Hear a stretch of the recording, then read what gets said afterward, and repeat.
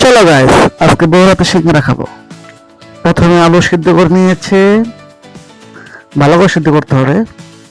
তারপরে 1 কাপ ময়দা, আরেক কাপ ময়দা মিক্স করে নিয়েছে।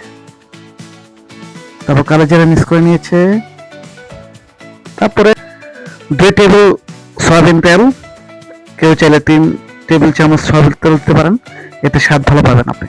মচমচ হবে সিঙ্গারা কিন্তু। আর আপনাদের বলে রাখি, আজকে আমাদের কিন্তু বিবাহ বার্ষিকী। এই উপলক্ষে বউ কিন্তু আজ প্রথম সিঙ্গারা বানাচ্ছে। আশা করি মজাদার হবে।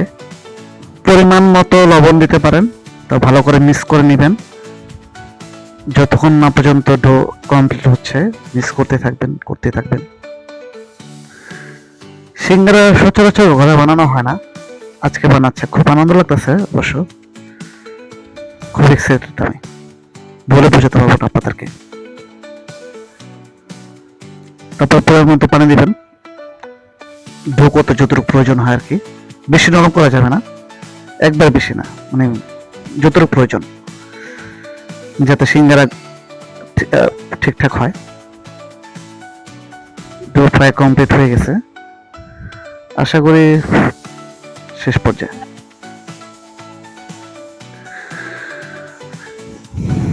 20 মিনিটের জন্য আপনি ঢেকে রাখুন। কেউ কাপড় দিয়ে রাখে। আমি সব মশলা একসাথে সাজিয়ে নিয়েছি, যা যা প্রয়োজন পুর তৈরি করার জন্য। যা যা প্রয়োজন আমি সব, যে মশলাগুলো প্রয়োজন আমি সবকিছু একসাথে সাজিয়ে নিয়েছি। এখানে আমি সিদ্ধ আলুগুলোকে কেটে নিচ্ছি। তারপরে কড়াই বসিয়ে চুলায় তেল দিলাম,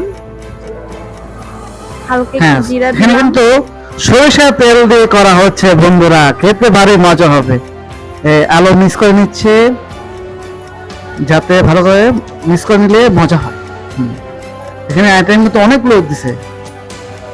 কালো জিরা কর্ন, হলুদের গুঁড়া, মরিচের গুঁড়া, হ্যাঁ, তারপর হচ্ছে ধনে পাতা, মরিচ, শুকনো মরিচ, সবগুলো মিক্স করা আছে এখানে। সিঙ্গারা মচমচা হওয়ার জন্য, সুস্বাদু হওয়ার জন্য এগুলো মিক্স করা লাগে বন্ধুরা। মিক্স করতে থাকুন।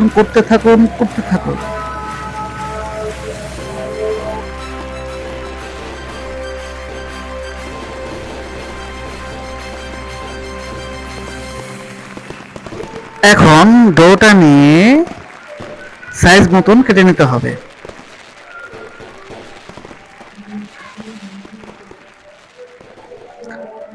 ভালোভাবে চেপটে দিন, তারপরে পরিমাণ মতন কেটে নিন।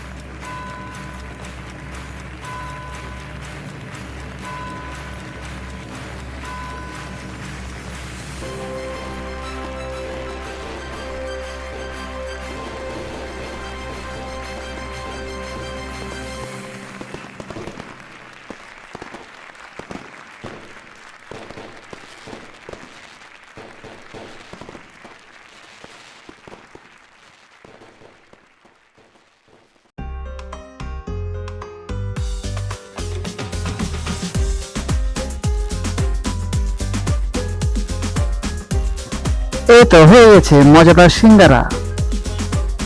করে নিচ্ছে, ভিতর যত পরিমাণ প্রয়োজন দিচ্ছে।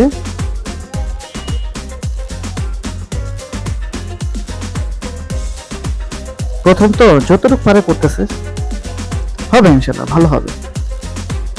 চেষ্টা করতেছে, চেষ্টা করলে ক্ষতি কি?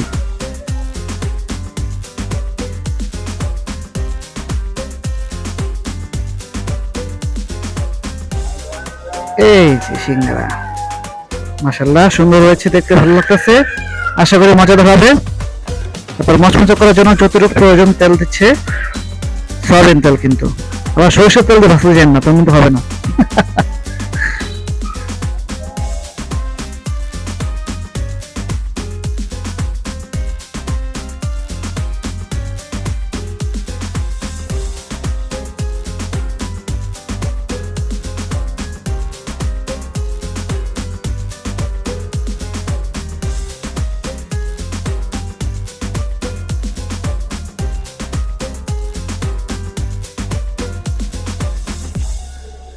এই হলো মজাদার সিঙ্গারা।